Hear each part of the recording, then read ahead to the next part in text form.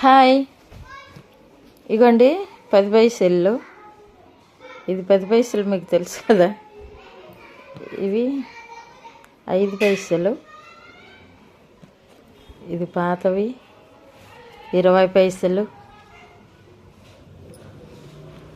చూసారా ఇవి ఎన్ని ఉన్నాయో?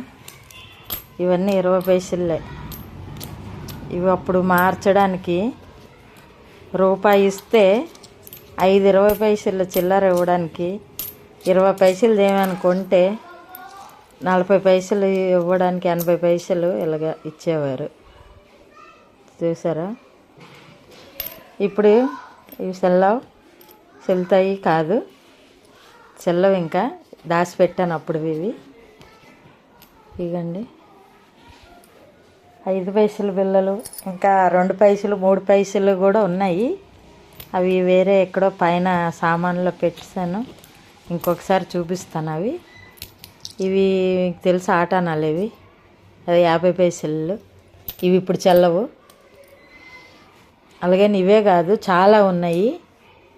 ఇవి కొన్ని బయట ఉంటే ఇవి తీసాను, లోపల బాక్స్లో పెట్టి ఉంచాను. చాలా ఆటానాలు అయితే ఒక ఇన్ని ఉన్నాయి. అవి ఊరికనే ఉంచాను, దేనికైనా పనికొస్తే పనికొచ్చా, లేకుంటే లేదని. ఇక ఈ 10 పైసలు చూసారా? ఇది పాతది, అప్పుడుది. లెంబర్ కూడా కనబడట్లేదు ఇదైతే. ఇది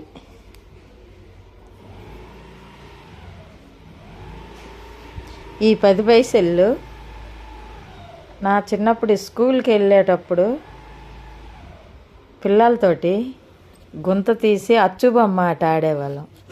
గుంతలో పెట్టి రాయితో గోళీలతో కొడితే ఇలాగ అచ్చులు పెట్టి అందరు పైసలు ఇలాగ దొంతు పెట్టి ఎంతమంది ఆడితే అంతమందివి ఇలా పెట్టి ఒక కాయిన్ ఇలా కొట్టగానే అది బొమ్మ పడితే తీసుకుండోళ్ళు, అచ్చు పడితే మళ్ళీ అచ్చు బొమ్మలు ఆడేవాళ్ళం అప్పుడు. ఇవి నొత్తలు మొత్తం చిత్తులు పడిపోతుండేవి.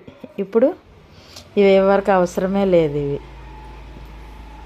సో ఇదండి. ఇంకా ఇత్తడివి కూడా ఉన్నాయి. ఇత్తడి 5 పైసలు, ఇత్తడి 10 పైసలు అవి కూడా ఉన్నాయి. పైన సామాన్లలో పెట్టాను. ఎప్పుడైనా మళ్ళీ సామాన్లు తీసినప్పుడు అవి తీసి మీకు పెడతాను, చూపిస్తాను. ఇవైతే కొత్తవే ఉన్నాయి ఆ టైంలో. ఓకే ఫ్రెండ్స్, చూసారు కదా.